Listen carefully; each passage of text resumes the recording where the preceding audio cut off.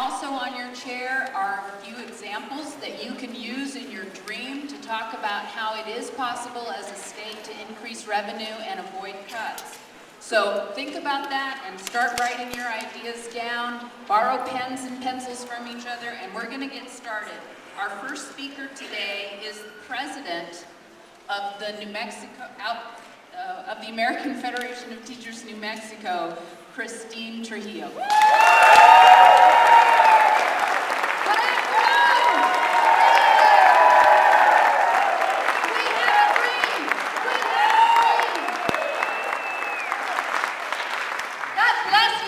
Here today. You could have been home watching a football game, but you're here because you have a dream. You have a dream that public education should be funded adequately, right? That kids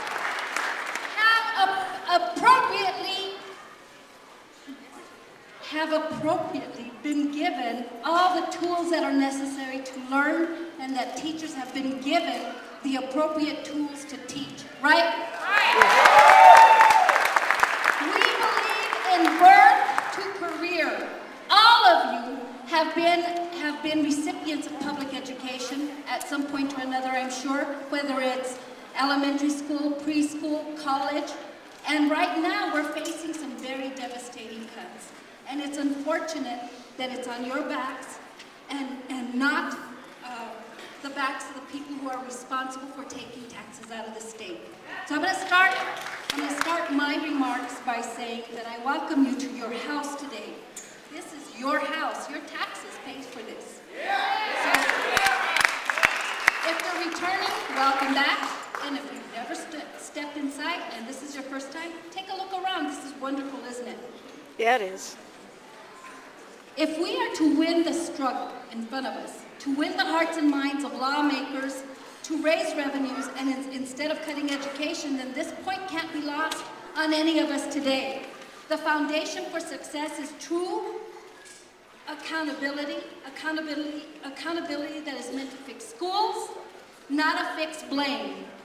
Accountability that takes into account the conditions that are beyond the teacher or the school's control, and accountability that holds everyone responsible for paying their fair share.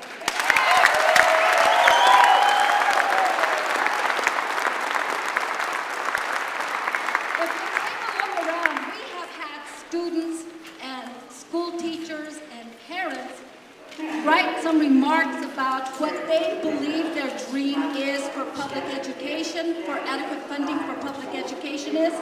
We had elementary school students, right? We have created an I Have a Dream quilt.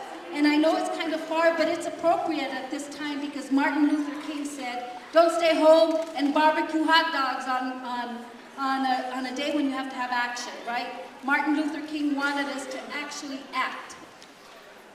We're in the middle of perhaps the worst recession in history, and that's brought upon us some of the most difficult struggles in our personal lives. And those struggles have brought to bear burdens upon the shoulders of these children. Today we're here to stand together, am I right? Yeah.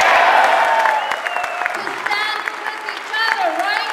Yeah. Stand up for our children, right? Yeah. Stand up for our communities, right?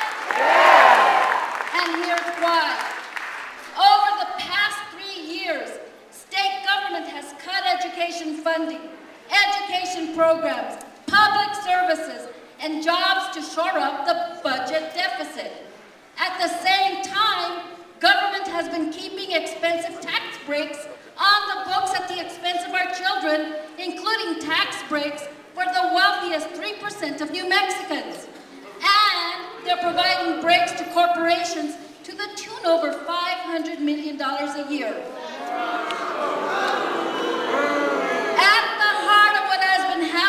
The principle of an age-old struggle in America.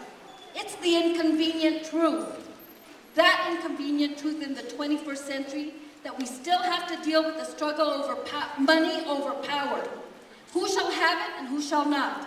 Who shall pay for it and who's going to keep it and who shall not? Who shall have opportunity and who shall not? Our kids deserve that opportunity.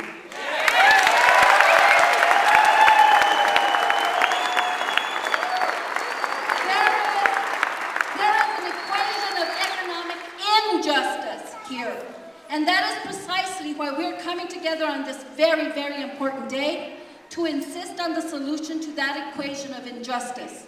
Our children, our parents, our communities, our educators have been shoring up the deficit on their backs.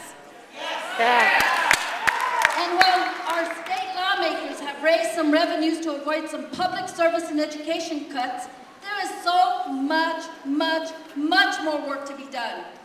For every one of us who stand up in committee asking for a dime a drink tax to fund education, there are 20 liquor and business lobbyists who are going to be telling legislators why not to raise those taxes. For every one of us in committee to testify about why it makes good fiscal and social policy to make out-of-state corporations pay taxes on their profits, just like small businesses do, there will be scores of lobbyists from the chamber and other businesses lobbying, telling our lawmakers why not to. You know what? They'll be crying crocodile tears wearing alligator shoes. Today,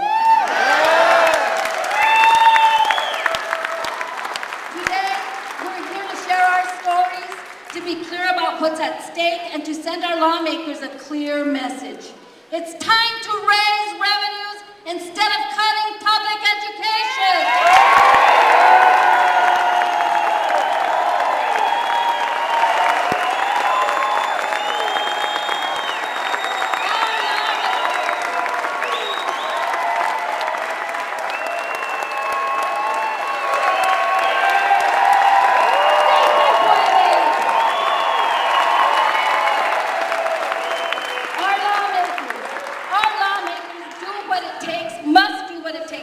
Revenues instead of cutting education, no matter how politically uncomfortable it is. Life is like that, right? Yep. Because our children are worth it. Are our children worth it? Are you guys worth it? Their dreams are worth it, and we are worth it. Now more than ever, we need our lawmakers to forge ahead and keep going in the right direction, no matter what resistance and criticism we face. And make no mistake, we will continue to face that resistance and criticism on this road as we move forward in the 60-day session. We must stay committed. And with that, I want to thank you for joining forces together with all of us. All of these are members of the community. We need the New Mexico community, and it's important that we stick together. I want to thank you for joining us today. I want you to start a conversation with your legislators about what's really happening with education and funding cuts, what the consequences are going to be to your kids and what they've been, and what our children's dreams are, and what we're going to do about it. It's about having a dream for funding public education for New Mexico students. Are we